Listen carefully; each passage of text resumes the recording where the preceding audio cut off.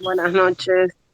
Bueno, bueno, vamos a arrancar entonces la primera clase formalmente.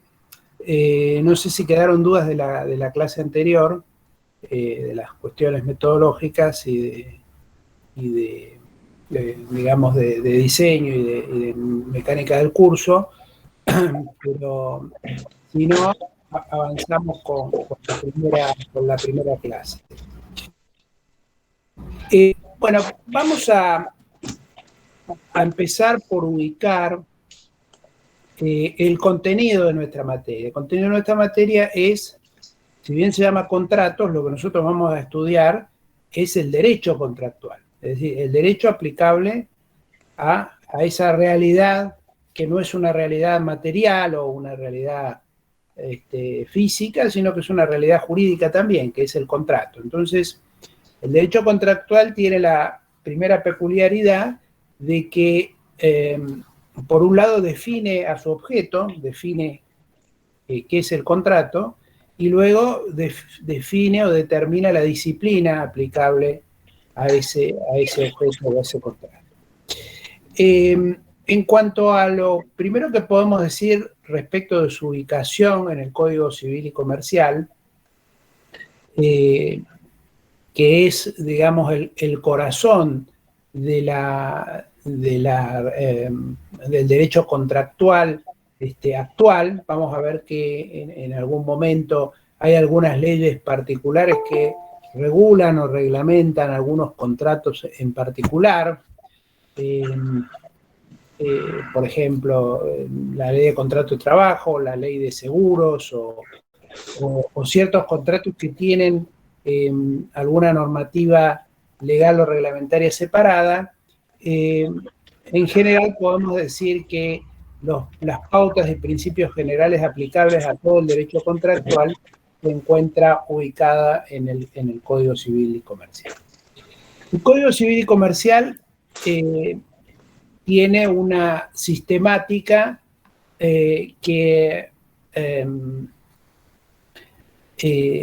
parte de la división de las materias que trata el código en un título preliminar y 6 libros sucesivos.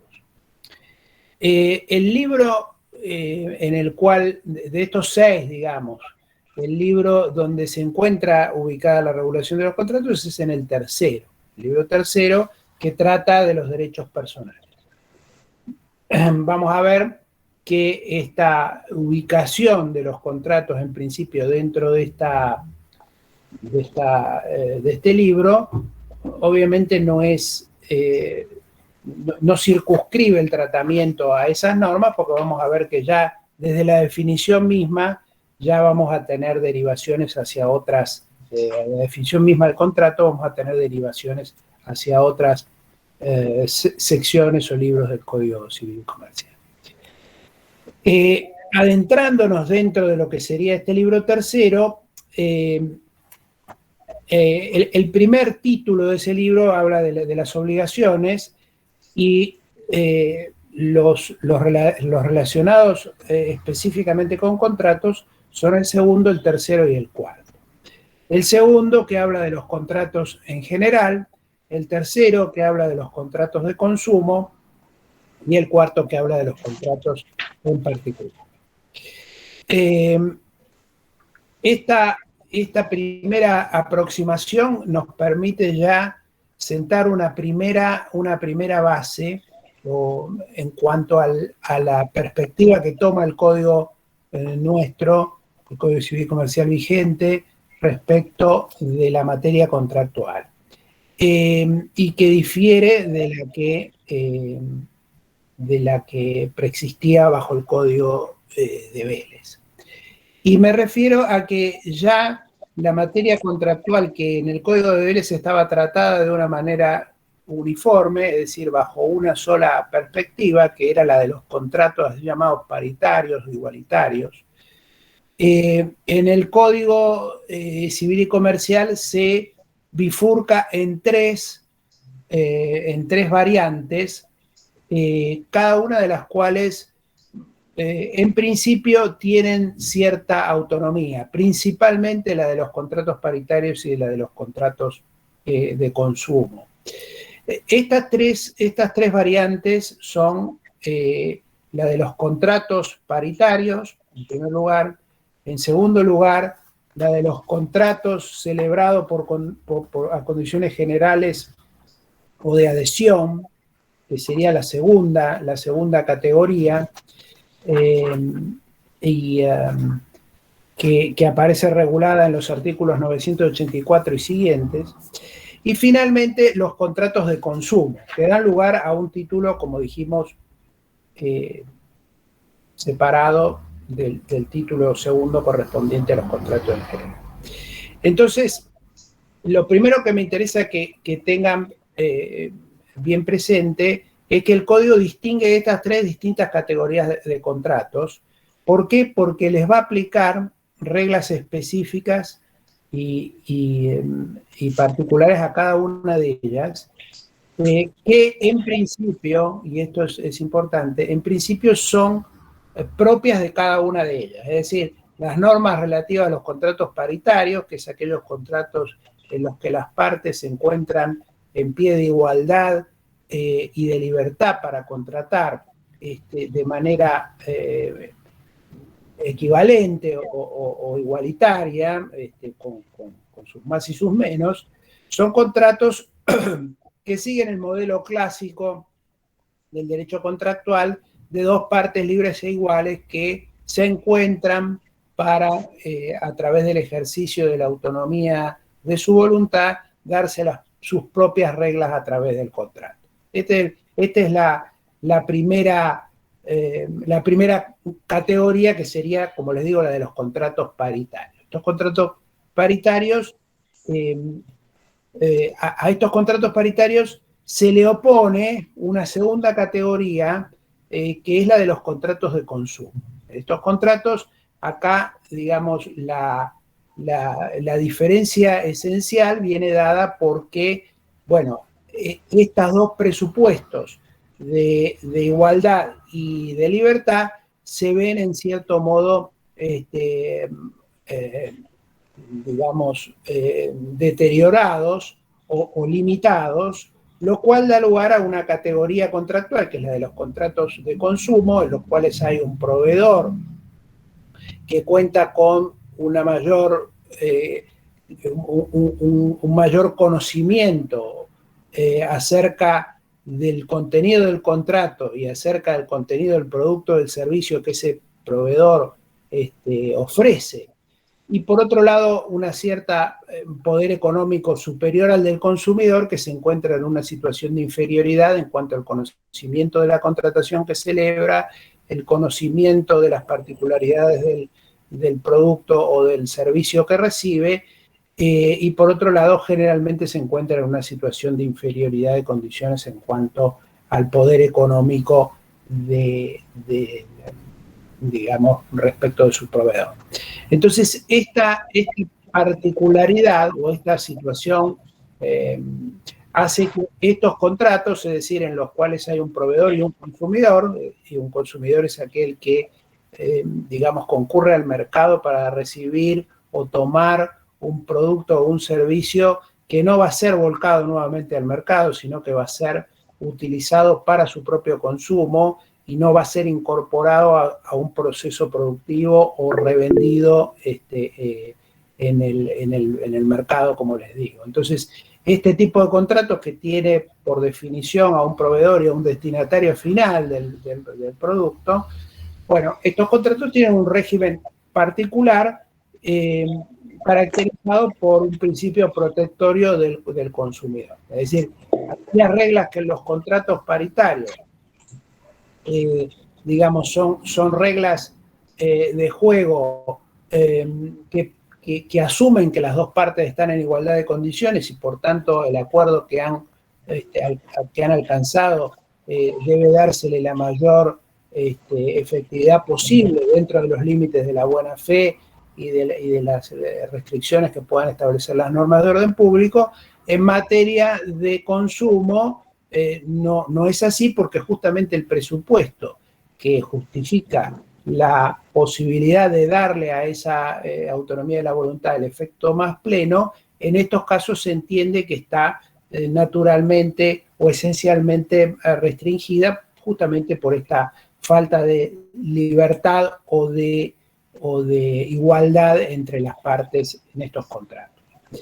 Entonces, tenemos estas dos categorías de contratos paritarios y contratos de consumo, que si bien tienen ciertas características comunes, por eso las englobamos dentro de los contratos, tienen pautas y principios de gobierno, de disciplina de estos contratos que es muy diverso.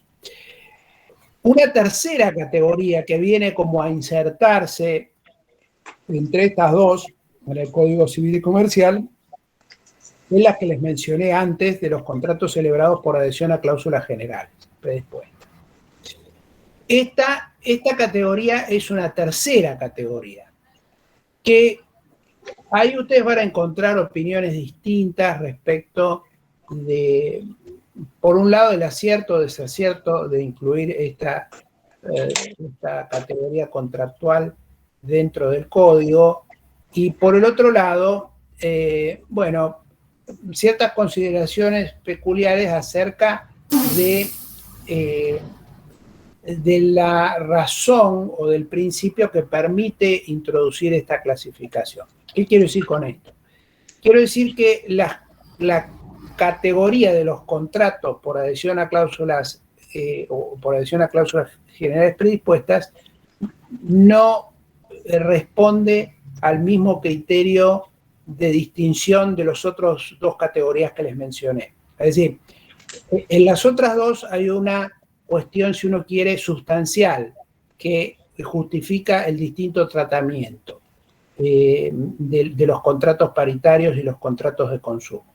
Esa cuestión sustancial es la que les mencionaba, es decir, hay una asimetría de fuerzas entre las dos partes. Esa asimetría justifica que el derecho intervenga para intentar equilibrar un poco esa asimetría sobre la base de normas que se dictan a partir de un principio protectorio. Si hay una de las partes que se entiende que hay que proteger, entonces esas normas se dictan al amparo de eso. Una cosa parecida, con sus diferencias, a lo que quizás hayan visto los que vieron ya Derecho del Trabajo. El Derecho del Trabajo también es un contrato, pero es un contrato celebrado entre partes que no tienen la misma capacidad de negociación y la misma fuerza de negociación y la misma necesidad de contratar. Entonces, bueno, eso justifica que sea una rama del derecho distinta. Una cosa parecida... Doctor, perdón que lo interrumpa. Sí. Dijo adición a cláusulas predispuestas. Adhesión, no adición. Adhesión viene de adherir, ¿no? De adherir a algo que se predispone. Entonces ahora les voy a explicar cuál es la peculiaridad de estos contratos. En estos contratos, de esta tercera categoría de contratos, los contratos por adhesión a cláusulas generales predispuestas, 984 y siguiente del Código Civil y Comercial, son contratos en los cuales una de las partes es un predisponente del contrato, es decir, es alguien que predispone el contenido del contrato prácticamente en su totalidad, y la otra parte tiene la pura opción de tomar el contrato o no tomarlo. Es decir, tomarlo como se le propone o rechazarlo, contratar o no contratar, pero no existe en la práctica la capacidad o la posibilidad de que estos contratos puedan ser negociados. Esto tiene una razón histórica en el sentido de por qué aparecen estos contratos. Este tipo de contratación aparece de la mano de, digamos, de la explosión de la producción industrial masiva. Entonces, la producción industrial masiva de fines del siglo XIX, principios del siglo XX, genera la necesidad de traducir esa masividad en la producción en la masividad de la contratación. Es decir, el productor que fabrica lo que sea, sillas, muebles, máquinas, bueno, coloca en el mercado esa producción en serie y más o menos estandarizada a través de contratos que revisten una característica parecida a los productos que fabrica. Es decir, no puede o no resulta económicamente eficaz que el productor se ponga a realizar o a negociar cada uno de los contratos que va a hacer. Eso, digamos, para los que hayan visto ya análisis económico del derecho, y si no, algo vamos a ver a lo largo del curso, tiene que ver con lo que se llama costos de transacción. Cuando ustedes producen algo, bueno, hay un costo que es de producción, que tiene que ver con la fabricación de lo que están realizando, del producto que están haciendo, del bien que están construyendo o del servicio que están prestando, pero hay también lo que se llama costos de transacción, que tienen que ver con los costos relacionados con lograr la venta o la transmisión del bien o la prestación del servicio. Entonces, esos costos asociados a todo eso, por ejemplo, uno de ellos es el de negociar y realizar contratos, bueno, puede ser muy alto si ustedes con cada producto tienen que poner un abogado para negociar un contrato. Entonces, aparece esta modalidad de que los contratos aparecen de alguna manera producidos en masa, tipificados y predispuestos por el fabricante o por el productor. Y este fenómeno da lugar, este fenómeno de predisposición por un lado y de adhesión por el otro, sin posibilidad de negociar, salvo cuestiones muy, muy puntuales, da lugar a que a este tipo de contratos se le asigne un tratamiento específico, que tiene que ver con algunas reglas muy, muy puntuales, como por ejemplo que las cláusulas dudosas se interpretan contra el predisponente, o que si hay cláusulas particulares predominan sobre las generales, y que hay determinadas categorías de cláusulas que se tienen por no escrita. ¿Por qué? Porque esta necesidad, llamémoslo así, real y generalmente reconocida como válida del productor o del fabricante o del prestador de servicios de tener que estandarizar los contratos, derivó en una corruptela, llamémoslo así, en el sentido de que el que predisponía los contratos no solo aprovechaba esta ventaja para estandarizar, sino para establecer cláusulas que eran muy ventajosas para él y muy perjudiciales para la otra parte. Entonces, son dos cosas que hay que distinguir muy bien. Una cosa es la legitimidad de estas cláusulas generales o cláusulas predispuestas que existe y que todo el mundo reconoce, y otro es el contenido, que a esta mecánica de tener cláusulas generales, una de las partes le sume aprovecharse de esa circunstancia para establecer cláusulas que en el fondo limitan excesivamente su responsabilidad o transfieren indebidamente todos los riesgos del negocio a la otra parte, o introducen cláusulas sorpresivas, es decir, cláusulas que la otra parte jamás podía pensar que podían estar incluidas en el contrato. Entonces, como podrán ver, y esto me interesa que lo tengan en claro desde ya, esta categoría de los contratos generales, condiciones generales predispuestas, puede digamos, sumarse o debe sumarse a alguna de las otras dos categorías. Es decir, podemos tener contratos paritarios, es decir, donde las dos partes tienen libertad y conocimiento y capacidad de negociar, y sin embargo celebran un contrato de adhesión a condiciones generales, o pueden tener un contrato de consumo que también está celebrado a condiciones generales predispuestas. Normalmente los contratos de consumo suelen ser contratos, además ser contratos por adhesión a condiciones generales. Le diría que en la inmensa mayoría de los casos es así.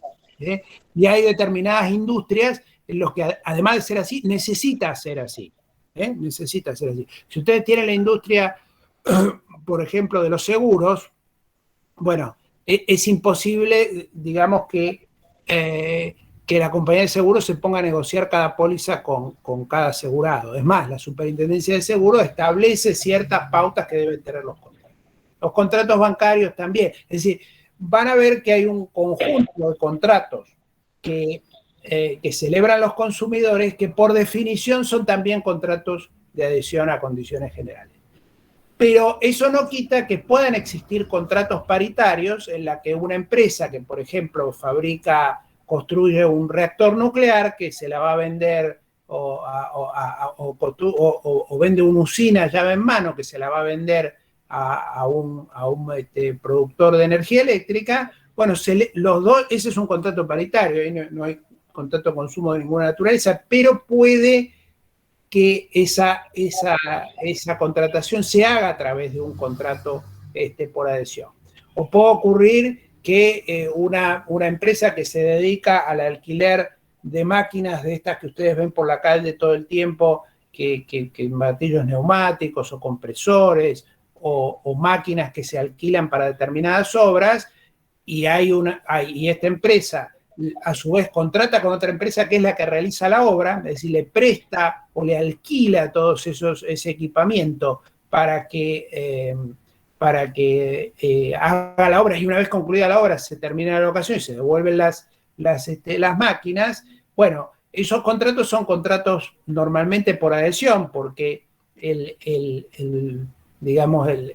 que alquila estos equipos lo hace en condiciones estandarizadas y lo hace sobre la base de contratos que normalmente no se negocian salvo en cuestiones particulares, como pueden ser el precio, las condiciones de pago, etcétera. Pero, por ejemplo, las garantías por los bienes o las indemnizaciones o las cláusulas penales suelen ser estandarizadas. Entonces, no sé si queda claro esta distinción, pero me parece que es importante que la tengan bien en cuenta. El Código Civil y Comercial distingue 3 categorías, dos de ellas clasificadas sobre la base de una pauta de fondo o sustancial, la tercera no tan sustancial, sino más bien de forma, es decir, la manera a través de la cual se llega al contrato, uno propone, el otro acepta. Y estas reglas, en principio, las reglas que aplican a cada una de estas categorías no se extienden a las demás. Y esto es muy relevante porque hay otros derechos, por ejemplo, el brasilero, en el que la aparición del contrato de consumo fue permeando a los contratos comerciales y hay una cierta confusión desgraciada, diría yo, de extensión de pautas y principios que tienen que ver con los consumidores que se extienden a los contratos paritarios o comerciales o empresariales sin que exista la razón que lo justifica, lo cual crea una inseguridad jurídica importante, porque una de las pautas o de los valores que el derecho contractual de los contratos paritarios debe preservar es la seguridad y la posibilidad de planificar las acciones que deben llevar adelante los empresarios sobre la base de lo que se ha pactado. Y vamos a ver que eso en los contratos paritarios es muy relevante y hay normas del Código Civil y Comercial que específicamente, contemplan esa fortaleza del contrato, esa prevalencia o preeminencia de la intención de las partes y una prohibición de los jueces, en principio, de intervenir en los contratos para fijarle contenido que las partes no han establecido, buscado o aceptado. Entonces, tenemos estas 3 categorías. Vamos a ver que tienen alguna cuestión tienen cuestiones en común. Vamos a ver ahora la definición de contrato y van a ver que todas ellas, de algún modo u otro, se ven reflejadas en estas 3 categorías. Pero hay que tener en cuenta, cuando ustedes ven un contrato, lo primero que tienen que tener en consideración es ver en qué categoría cae, porque la disciplina o las reglas que la van a gobernar son distintas. ¿Estamos claros? ¿Alguna duda? Una No, No, profe, pero creo. Ah. Bueno, Disculpa. no, hablen. Yo espero, no hay problema. No, habla. Bueno, una duda más específica, digamos. En los contratos que son de condiciones, como Generales. ay, se me fue el nombre. Sí, De- condiciones de adhesión, llamémoslo de adhesión para acortar el nombre. Condiciones de adhesión sería. Son contratos por adhesión a condiciones generales predispuestas, así lo define el código. Vamos a tener una clase específica de estos contratos. Bueno, no les quiero adelantar mucho más, pero podemos llamarlos contratos por adhesión o contratos de adhesión para simplificar. Bueno, entonces sí, no sé si me adelanto, pero cuando habíamos tratado estos contratos y había dicho que se le asigna un tratamiento específico y había dicho como 3 subítem que las cláusulas dudosas se declaraban y ahí no las entendí muy bien. No sé si las vamos a tratar más, explayar en esa clase o si las dice ahora, como quieran. No, se los puedo aclarar. Es lo que dispone el artículo 987 del Código Civil, que dice que cuando hay una cláusula que sea ambigua, es decir, poco clara, dé lugares a dudas acerca de su interpretación, la interpretación debe hacerse en contra de la parte que ha predispuesto el contrato.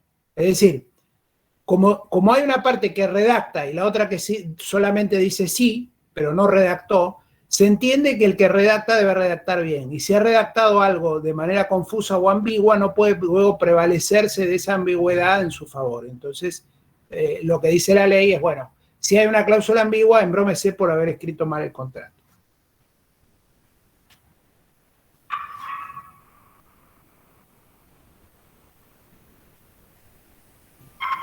Y las otras 2 eran, que no las llegué a anotar.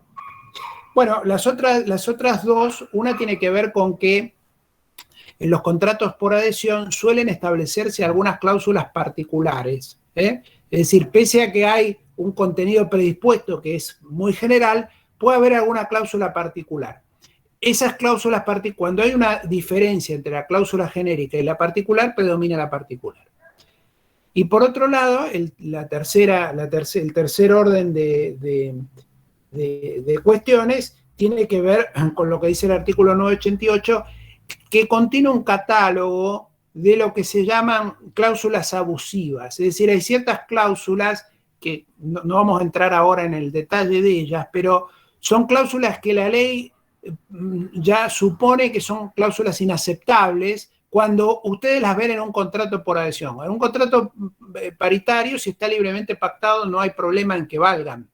Por ejemplo, cláusulas que liberan de ciertas responsabilidades al proveedor, por ejemplo, o a una de las partes.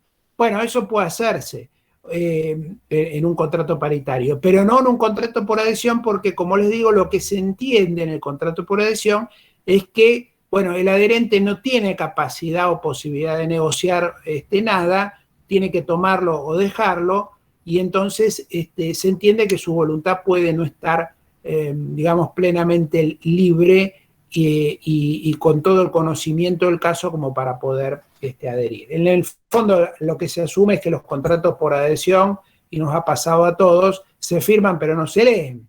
Ustedes tienen esos contratos larguísimos con infinidad de cláusulas que, como saben que no las pueden cambiar, entonces se firman sin leerlas. Y bueno, y después viene, si hay algún conflicto, viene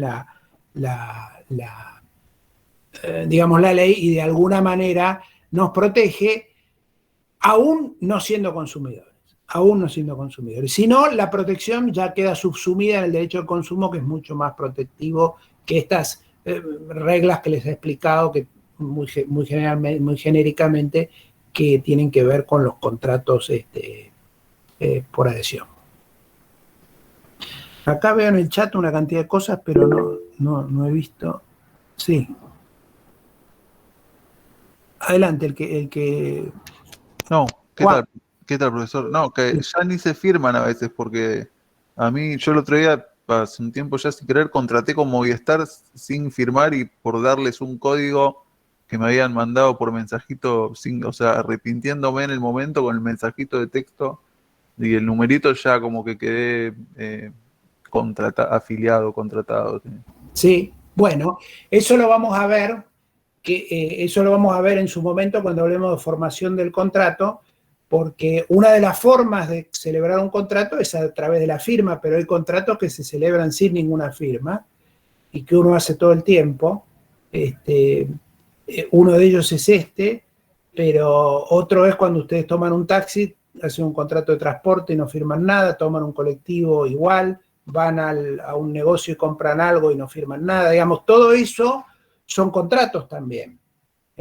Vamos a ver ahora la definición de contrato, pero bueno, en el fondo, digamos, la categoría contractual en cierto modo se ha extendido a tal punto que, bueno, comprende desde la construcción del Eurotúnel hasta el tipo que va al kiosco y retira un diario y lo paga sin decir una palabra al kiosquero, o el que levanta la mano para tomar un colectivo y se sube y lo único que le dice al chofer es, digamos, la tarifa que tiene que pagar. Bueno, parece curioso un derecho que tiene reglas para gobernar, que incluye dentro de una misma categoría todos estos fenómenos tan distintos, y que pareciera que le aplicara las mismas reglas a todo. Bueno, no es tan así. Así era, si uno quiere, digamos, hasta el código viejo. Con el código nuevo, digamos, el fenómeno del contrato ha sido un poco separado o segmentado en estas categorías que les menciono. Esta categorización incluye a su vez entonces reglas particulares aplicables a cada uno de ellos según la categoría, pero se mantiene, si uno quiere, la forma o el formato de reconocer esta categoría abstracta que está arriba de estas tres que les acabo de mencionar, que es el contrato en general, ¿no? Después tenemos las tres variantes, pero hay algo común a estas tres que ahora vamos a ver qué es.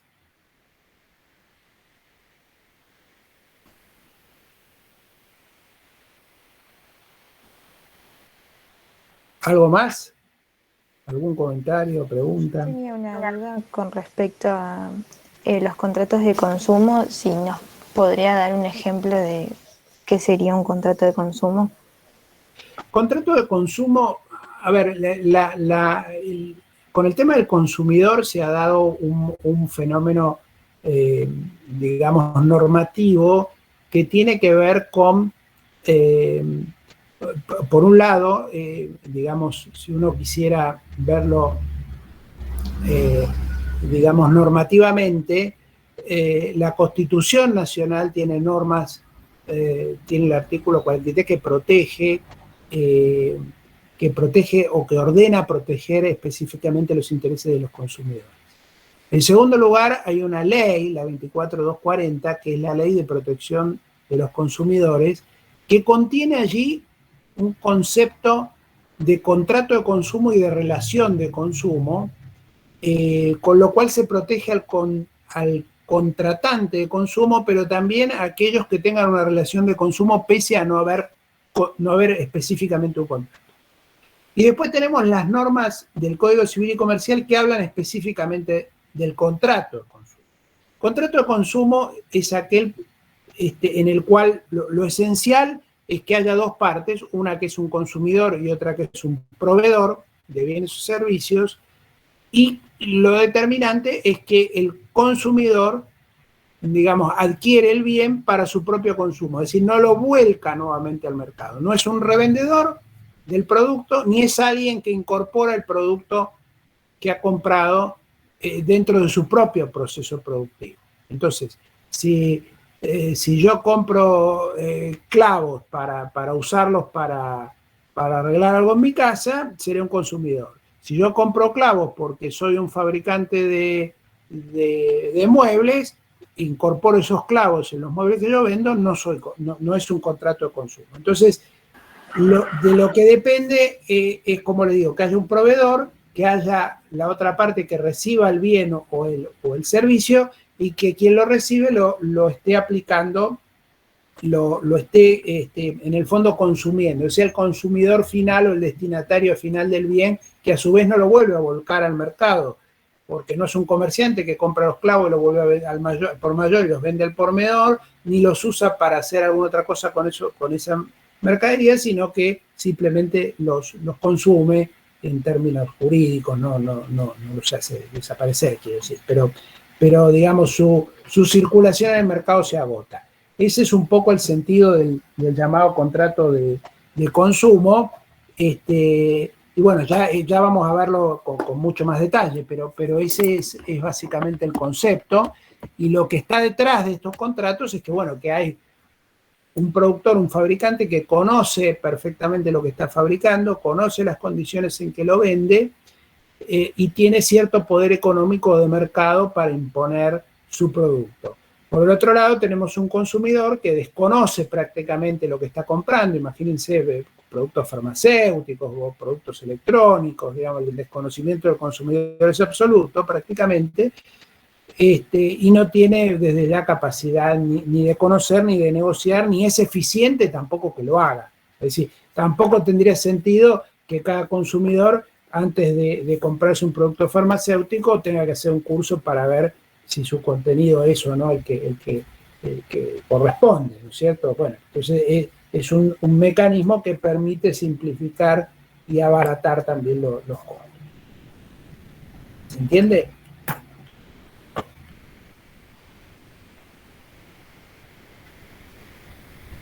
Sí, gracias. Lo que me interesa que retengan de momento entonces es que en la existencia de estas categorías, en principio la existencia de una disciplina aplicable a cada una de ellas que en principio no se traslada, y la posibilidad de que algunas de ellas se solapen, ¿eh? Puede haber contratos de consumo realizados por consumidores, puede haber contratos de adhesión realizados por consumidores, puede haber contratos de adhesión realizados por no consumidores. Lo que no puede haber es que un mismo contrato sea, por ejemplo, de consumo y paritario, es uno o el otro.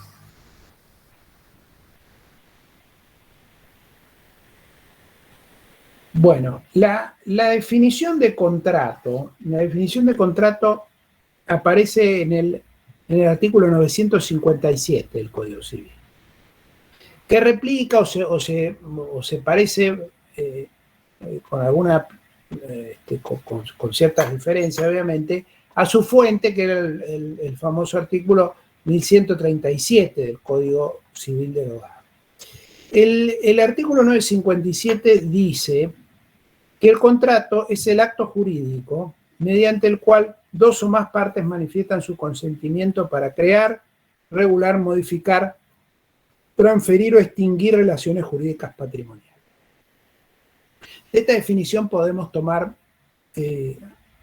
algunos elementos que nos van a permitir ir ubicando al contrato dentro del concierto de las instituciones del derecho. Contrato es el acto jurídico, empieza diciendo este artículo. Y esto ya nos coloca, digamos, dentro de nos marca la cancha claramente respecto de qué es lo que estamos hablando. ¿Qué es un acto jurídico? ¿Alguno lo tiene presente? Seguramente lo vieron en la parte general. Se hace con voluntad.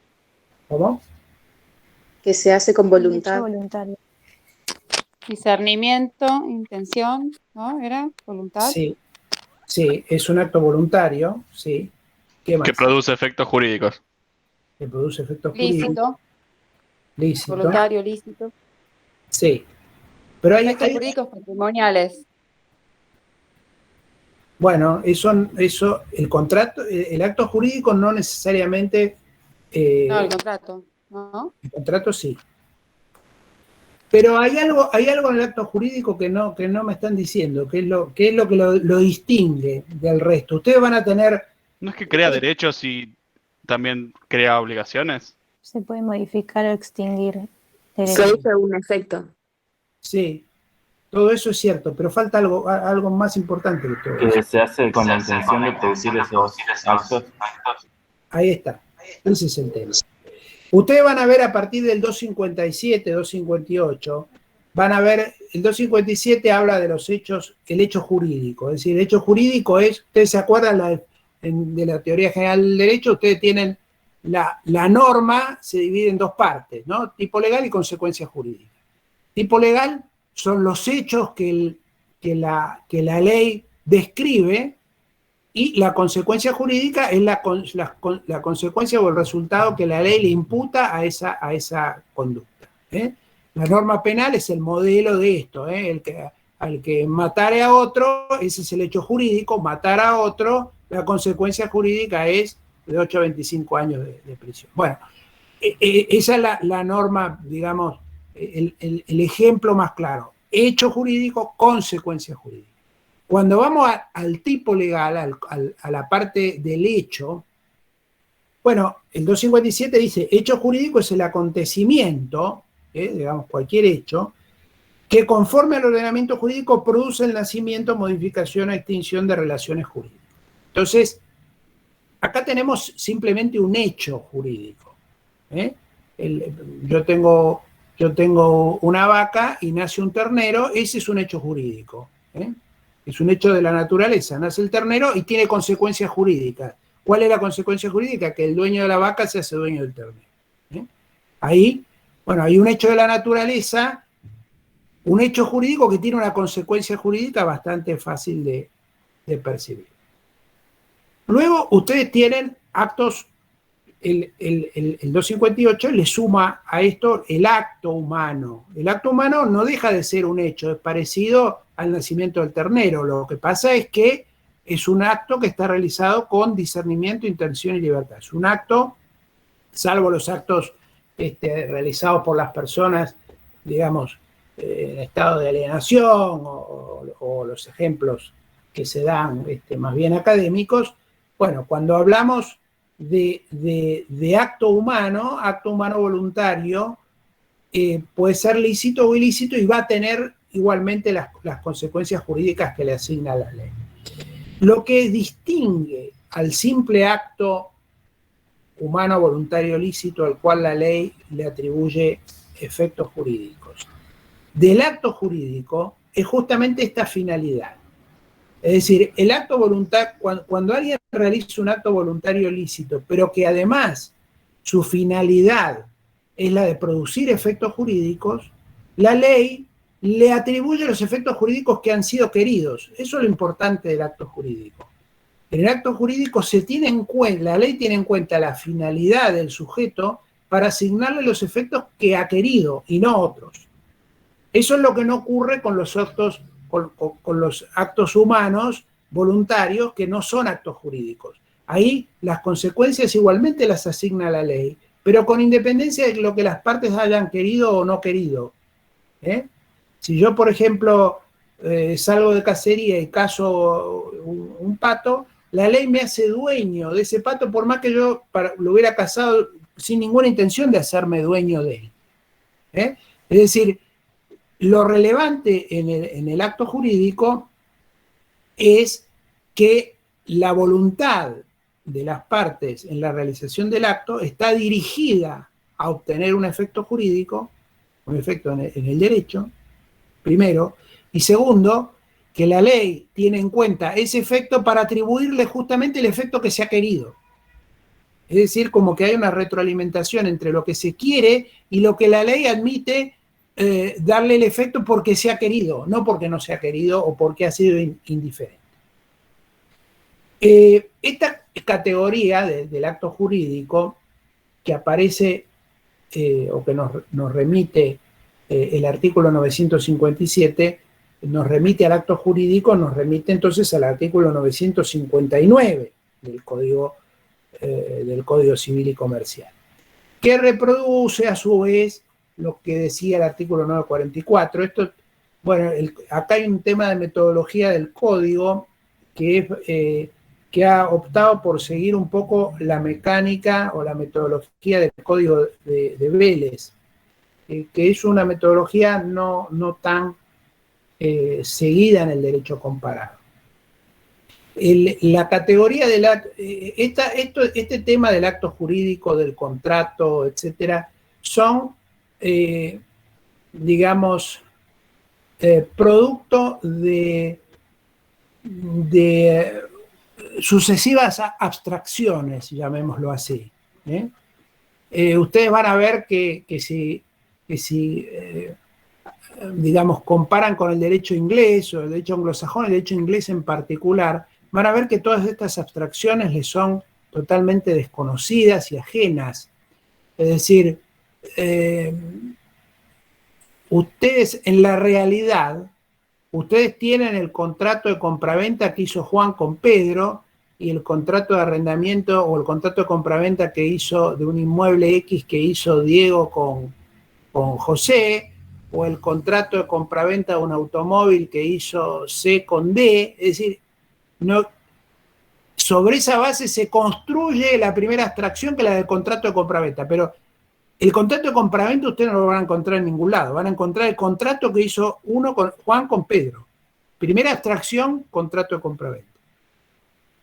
Segunda abstracción, van a encontrar el arrendamiento que hizo Juan con Diego, que hizo B con C, y ahí tienen la categoría del contrato de arrendamiento.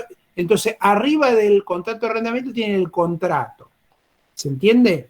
Es decir, primero tienen los contratos reales, los contratos verdaderos. Dentro de ellos, los que se agrupan dentro de la misma categoría, los de compraventa. La abstracción contrato de compraventa. Ya contrato de compraventa en sí mismo ustedes no van a encontrar nunca. Van a encontrar contratos de compraventa concretos. Arriba de los contratos de compraventa, arrendamiento, mandato, sociedad, etcétera, tiene la categoría general de contratos, que es una abstracción todavía más grande. Reúne todos los contratos de las diferentes tipologías. Y arriba del contrato tiene la categoría de acto jurídico, que es algo más amplio que el contrato todavía. Bueno, todas estas abstracciones o generalizaciones que han sido muy criticadas son producto de lo que se denominaba la pandectística alemana, que son, digamos, una corriente del derecho que ustedes probablemente hayan visto en teoría general, a través de la cual, bueno, a través de abstracciones sucesivas se iban creando categorías cada vez más amplias de instituciones jurídicas.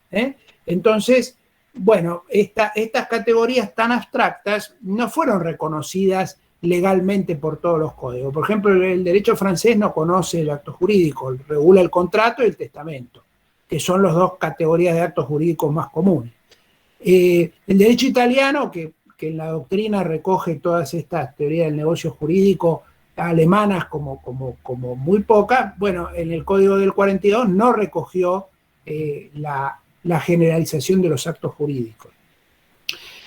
Nuestro Código de Vélez, como les digo, sí la tomó, la reconoció, y les diría que es uno de los primeros que reconoce la categoría general del acto jurídico como categoría genérica. La toma de Freitas, que a su vez era muy conocedor del derecho alemán de mediados del siglo XIX, pero bueno, el Código Nuevo ha optado por seguir esta metodología. Entonces, tenemos, por un lado, la categoría de los actos jurídicos reglamentados por los artículos 259 y concordantes, y la definición de contrato como uno de los actos jurídicos, un acto jurídico específico, un acto jurídico específico, que se caracteriza por ¿qué? Bueno, por tener dos o más partes y por tener un contenido patrimonial. Eso es lo que distingue básicamente al contrato de otros actos jurídicos. A otros actos jurídicos, digamos, o bien no tienen contenido patrimonial, como puede ser el matrimonio, que tiene efectos patrimoniales, pero no un contenido patrimonial en el sentido de que lo que se busca es regular cuestiones patrimoniales. El matrimonio es un acuerdo de convivencia en común y de protección recíproca o de asistencia recíproca entre los contrayentes, pero que tiene efectos patrimoniales, pero no es lo patrimonial lo que define al matrimonio. Con lo cual, ahí tiene una categoría de actos que no son contratos, pese a que haya un acuerdo voluntario. Y van a encontrar otra categoría, por ejemplo, en la cual no hay dos partes, sino una sola, por ejemplo, el testamento. La parte que hace un testamento, bueno, no tiene contraparte, es un acto jurídico unilateral, mientras que el contrato es esencialmente un acto jurídico bilateral, requiere de dos partes. ¿De acuerdo? ¿Vamos hasta aquí? Entonces, la primera aproximación la tomamos del 957, que nos remite a que es un acto jurídico, con lo cual incorporamos en la definición de contrato todo lo que viene del acto jurídico, es decir, del acto voluntario lícito, con la finalidad inmediata, como dice la ley, de producir una regulación, modificación, transferencia o extinción de relaciones jurídicas. Y por el otro lado, le sumamos que ese acto jurídico tiene las diferencias específicas de que debe ser bilateral o con más de dos partes, dos o más partes, y debe tener un contenido patrimonial. Eso es lo que nos coloca dentro de la definición de contrato general, digamos, y entonces esta definición general es como un paraguas en la cual se pueden meter las tres categorías específicas que yo les he mencionado. ¿Estamos hasta aquí? Perfecto, sí, profe. Luego hay otra precisión que me gustaría hacer con relación al tema terminológico, porque la palabra contrato tiene varias acepciones y van a ver que la ley a veces utiliza una u otra. A veces cuando hablamos de contrato, hablamos del acto a través del cual se celebra el contrato. Es decir, cuando ustedes van a una escribanía y dicen voy a hacer un contrato, bueno, de lo que están hablando es de ese acto por el cual van a la escribanía y las dos partes firman frente al escribano el contrato. Esa es la primera. La segunda es la relación que se establece a través del contrato. Cuando ustedes dicen, no, yo tengo con tal persona, tengo un contrato, ya no se están, si el contrato, por ejemplo, es de duración, ya no se están refiriendo a que firmaron un contrato, sino se están refiriendo a la relación que tienen con su contraparte y los derechos y obligaciones que tienen entre ellos. Entonces, cuando usted dice, no, yo tengo un contrato con tal persona y por eso tengo derecho a vivir, qué sé yo, en su casa porque es un arrendamiento, o que haga tal o cual cosa porque se comprometió. Tenemos un contrato. Es decir, ahí ya no nos estamos refiriendo exclusivamente al momento en el cual el contrato se nace, sino al contenido del contrato entendido como relaciones jurídicas entre las partes que se vinculan. Y la tercera categoría, o la tercera referencia que también suele utilizarse mucho, es la del contrato entendido como documento o como instrumento. Y si ustedes están en el escritorio de ustedes y necesitan revisar algo y le piden a su secretaria, alcánceme por favor el contrato de tal con cual. Lo que le están pidiendo es el documento ese, no le están pidiendo otra cosa. Entonces, es importante distinguir estas tres acepciones de la expresión contrato porque, bueno, puede dar lugar a confusiones. Fundamentalmente esta última, es decir, ustedes pueden tener, y de hecho la mayoría de los contratos de poca importancia son así, contratos en los cuales no hay ningún documento que lo evidencie. Cuando ustedes se suben al colectivo y sacan boleto, bueno, están haciendo un contrato de transporte. Ahora, hay un documento que diga que acá la compañía de transporte y ustedes celebran este contrato para que me lleve a tal lugar por tal precio. Y no hay nada de todo eso. Pero hay un contrato. Y hay contratos más complejos en los cuales ocurre lo mismo, sin que haya un documento escrito o un contrato entendido como instrumento, no implica que no haya contrato. Esto es muy importante porque ustedes van a ver que muchas veces, porque falta el documento, hay gente que dice, bueno, por acá no tenemos contrato, no hay contrato. Sí, hay contrato. El contrato es el acuerdo de voluntades. El acuerdo de las voluntades para regular los derechos de las partes. El contrato en el fondo es el consentimiento acerca de una determinada regulación de derechos y obligaciones de las partes. Pero el contrato puede estar escrito, en algunos casos debe estar escrito para que valga, pero no necesariamente tiene que existir un documento que sirva de prueba, de que evidencie la existencia del contrato. El contrato es algo que no está en el documento, está fuera del documento.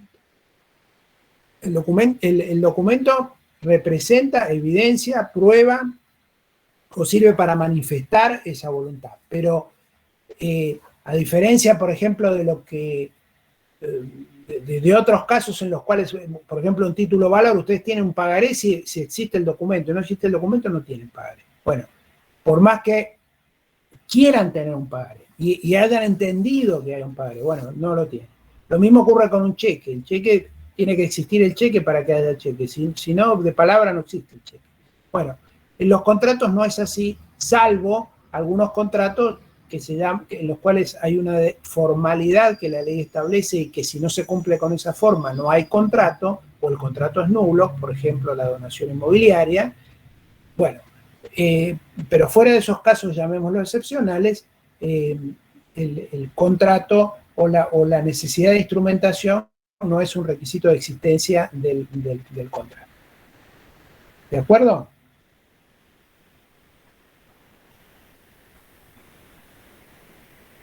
Sí, sí. Bien.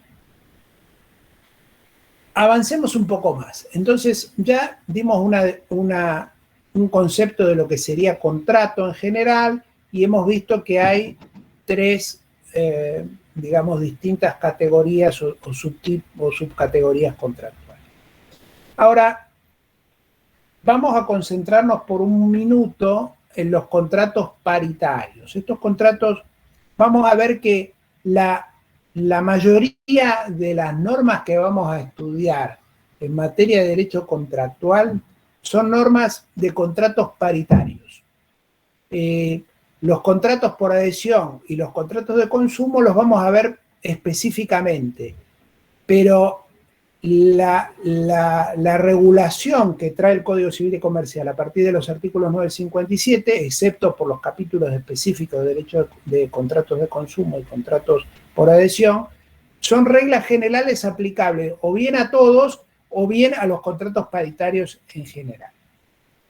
Y acá hay algunas cosas que entonces hay que precisar. Primero, una cuestión relevantísima en materia contractual. Y es que, como regla, el derecho contractual es un derecho supletorio. ¿Qué significa eso?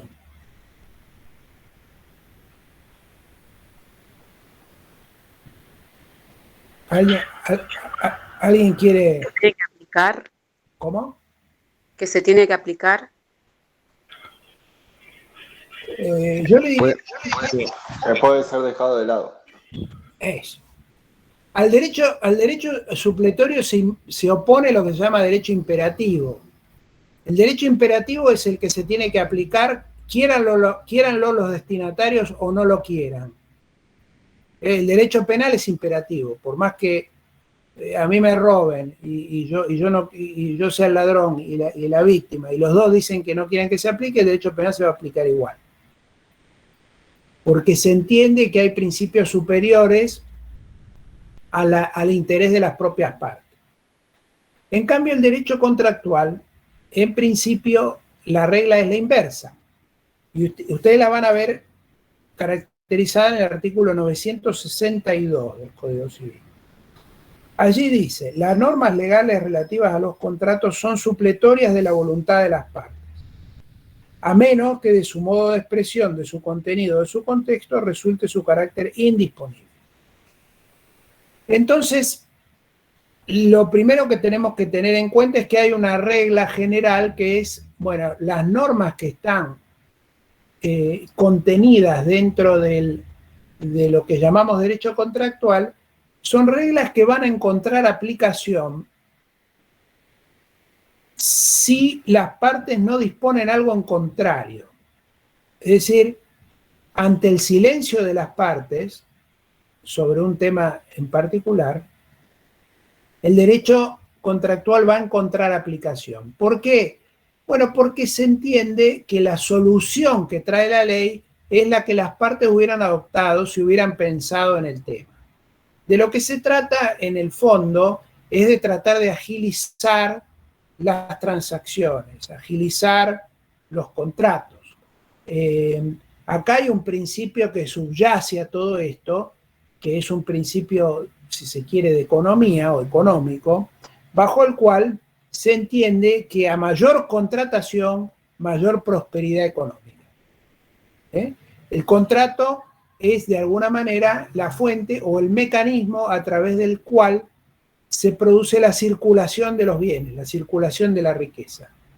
Esa circulación en el derecho nuestro y en todo el sistema capitalista es voluntaria. No puedo venir yo y sacarle algo que me interesa a mi vecino, ¿no? Tiene que ser voluntaria, me lo tiene que transferir voluntariamente. Esa voluntariedad es lo que define o le da esencia al contrato, es decir, el contrato son intercambios voluntarios. Por eso es que se opone al derecho administrativo, al derecho, digamos, en el cual los intercambios o las decisiones son heterónomas, nos viene de afuera, el gobierno nos dice qué hacer, el Estado nos impone una regulación. En los contratos, en principio, es todo lo contrario. Las partes voluntariamente disponen intercambios sobre la base de sus propias expectativas. ¿Y por qué? Bueno, porque hay un principio constitucional básico, que es que cada persona tiene derecho a diseñar su propio proyecto de vida. En el propio proyecto de vida se incluyen los intercambios que hagan al propio interés de la persona. Y esos son, digamos, intercambios que, salvo que, digamos, afecten intereses generales, deben obligatoriamente ser respetados y puestos en ejecución por los gobiernos. Entonces, ¿qué es lo que se entiende? Que detrás de esta libertad contractual, libertad para disponer de nuestros propios intereses a través de los contratos, se produce una eficiencia o eficacia económica. Los recursos van dirigidos o se dirigen hacia aquel que más los valora. ¿Por qué es el que más los valora? Porque es el que mejor aplicación le va a dar. Si yo tengo una máquina que no uso y para mí vale 40 y mi vecino piensa que puedo utilizar esa máquina para producir o hacer algo y me paga 200, yo gano porque no utilizo una máquina y el otro gana porque si me la compra 200 es porque para él tiene un valor superior.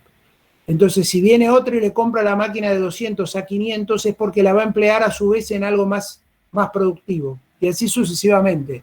Entonces, yo libero bienes que no me sirven, recibo en contraprestación otros bienes que considero más valiosos y cada uno le va dando en función de sus propios conocimientos, expectativas e información la mejor aplicación posible a los bienes. De ahí el valor del contrato.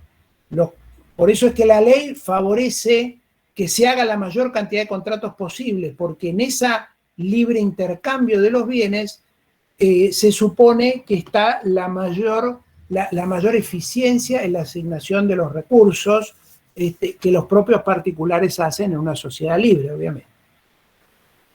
En una sociedad no libre, bueno, hay alguien que es el gobierno, el Estado, quien sea, que es el que le dice, bueno, usted fabrica tal cosa, los insumos los compra tanto, lo vende a tanto, etc.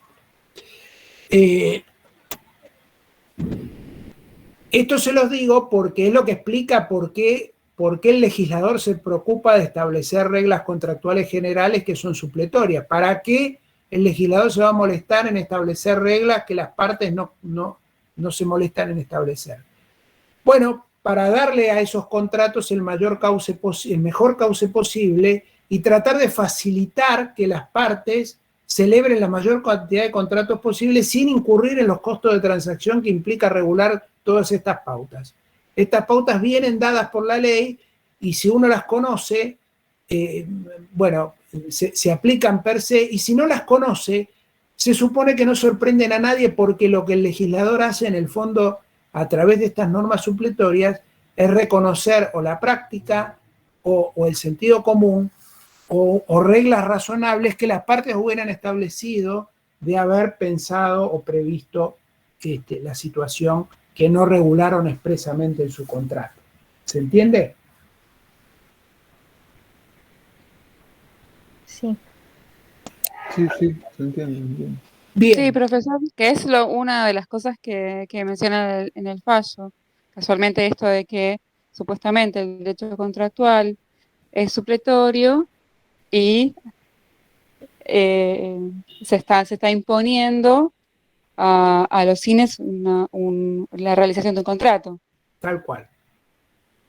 Que a su vez tiene bastante derecho administrativo, ¿no? El fallo que toca también esto de la prerrogativa de la administración, el límite de la administración con respecto al terreno del legislador y el control de constitucionalidad también. Claro, sí. Es muy cierto y eso lo vamos a ver. Creo que hoy ya no llegamos, pero el lunes arrancamos con el fallo sí o sí.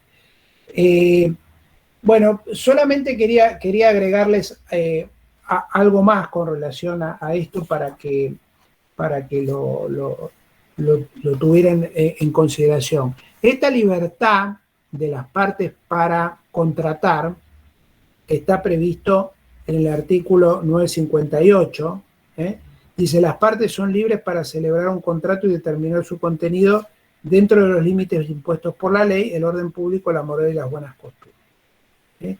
Eso significa entonces que las partes son libres para contratar y obviamente para no hacerlo, para contratar y para no contratar. Y esta libertad de contratar incluye la libertad de hacer o no hacer el contrato, de fijar el contenido contractual, es decir, qué va a entrar y qué es lo que no va a entrar dentro del contrato, y elegir la contraparte con quien contratar. Entonces, todo esto está contenido en el 958, ahora, con los límites impuestos por la ley, el orden público, la moral y las buenas costumbres. Vamos a ver que yo no puedo hacer un contrato sobre cualquier cosa, si yo con el contrato estoy vulnerando derechos de terceros, o estoy ofendiendo al orden público, o estoy violando normas que son imperativas y de aplicación obligatoria. Bueno, digamos, eso significa que la libertad contractual tiene sus límites, que los vamos a ver, son límites que están definidos a través de estos conceptos generales, como son el orden público, la moral y las buenas costumbres, la buena fe. Bueno, son principios que, en cierto modo, están puestos allí para permitirle a los jueces, en el fondo, meterse un poco dentro del contenido del contrato y ver si le van a prestar o no el apoyo en el fondo de la fuerza pública para hacerlo ejecutar o no, porque en el fondo de eso se trata. Todo el tema del derecho contractual, al fin de cuentas, se trata de las acciones judiciales sobre el derecho contractual. Es decir, de nada me sirve a mí tener un contrato con cualquiera de ustedes si mi contraparte o yo no tengo la seguridad de que si el contrato es incumplido va a haber un tercero imparcial que va a resolver la controversia y lo va a hacer efectivo, lo va a hacer cumplir. Entonces, cuando hablamos de derecho contractual, hablamos de las condiciones que el derecho, que el Estado en el fondo, impone para prestar su fuerza, para prestar su imperio, para hacer cumplir algo que no dispuso el propio Estado, sino que dispusieron las partes. Es decir, los particulares disponen algo en el sobreentendido que el Estado les va a dar la fuerza de un acto que debe ser ejecutado, que debe ser cumplido. ¿Se entiende? Porque la verdad es que yo puedo hacer con mi contraparte cualquier contrato sobre cualquier cosa, si no voy, si no tengo la expectativa de que si no se cumple, voy a poder exigir el cumplimiento. Hago cualquier cosa, cualquier contrato, total, si después no me preocupo si lo va a cumplir o no se va a cumplir, bueno, no me interesa mucho cumplir con los requisitos de todo el derecho contractual que vamos a ver. Yo quiero cumplir con los requisitos del derecho contractual, ¿por qué? Porque detrás de mi contrato está el reaseguro de que si no se cumple lo puedo hacer ejecutar.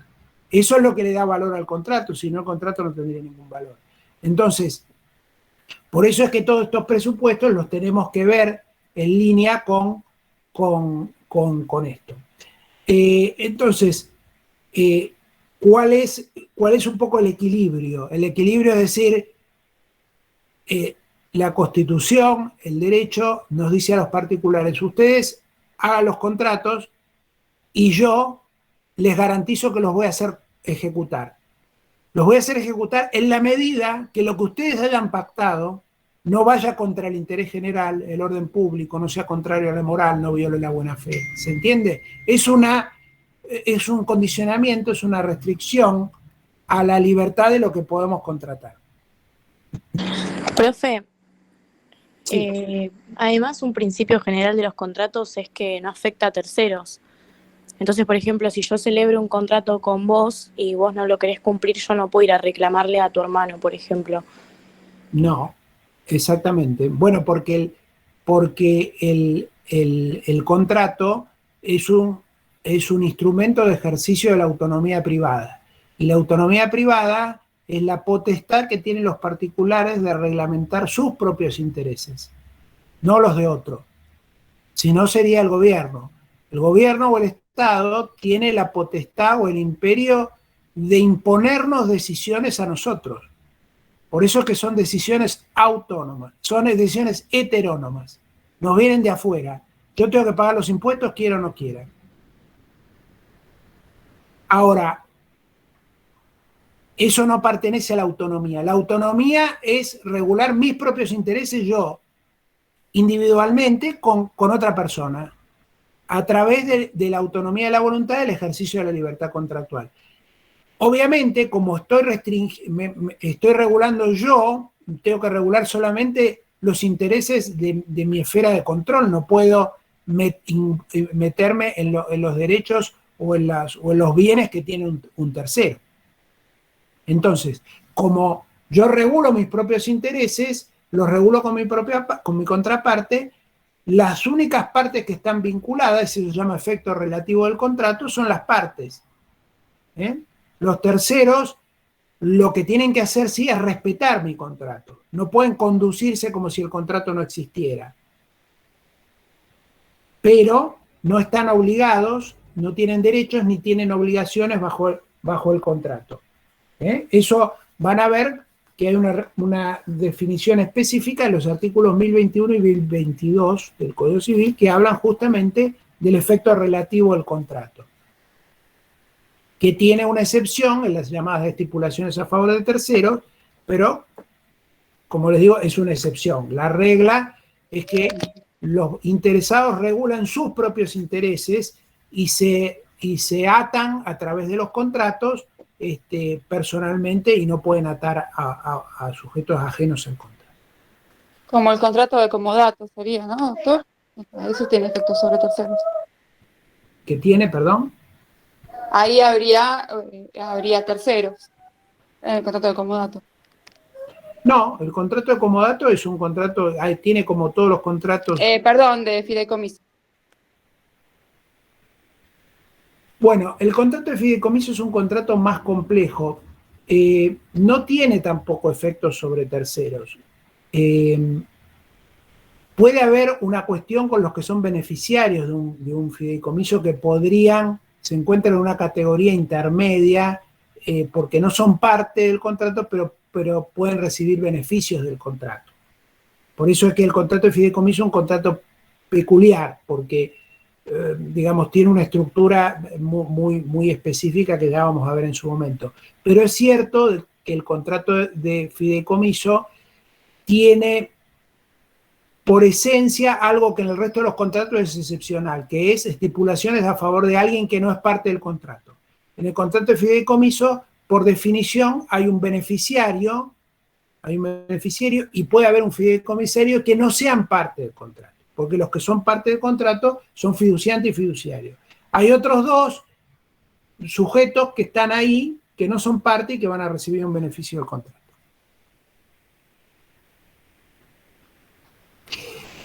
Gracias. Bueno, sí, perdón. Gracias. No. ¿Alguna pregunta adicional? Yo les he mandado también un fallo que me parece que es muy interesante, este fallo Herstinken contra Sanfuentes.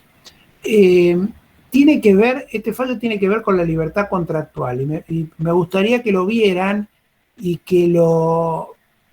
porque es un fallo polémico. Y bueno, la clase que viene vamos a hablar de los dos fallos. Me gustaría que cada uno, que los lean a fondo y vamos a ver si podemos armar alguna digamos, discusión o análisis con argumentos, obviamente, sobre una y otra postura. Este fallo que les menciono, este último, tiene que ver con la libertad. El fallo del cine callado es la libertad de contratar o no contratar. Y este otro caso es un caso muy paradigmático porque es un caso en el cual un locador, digamos, se negó a celebrar un contrato con su contraparte porque era de religión judía. Entonces, lo que el fallo analiza es hasta dónde llega la facultad de la libertad de contratar y la facultad o no de discriminar a otra persona para optar por no celebrar contratos con esa persona por una cuestión puramente circunstancial o arbitraria o prejuiciosa. Y si ese derecho existe o no existe, ¿no? Así que me parece que es interesante que lo vean también.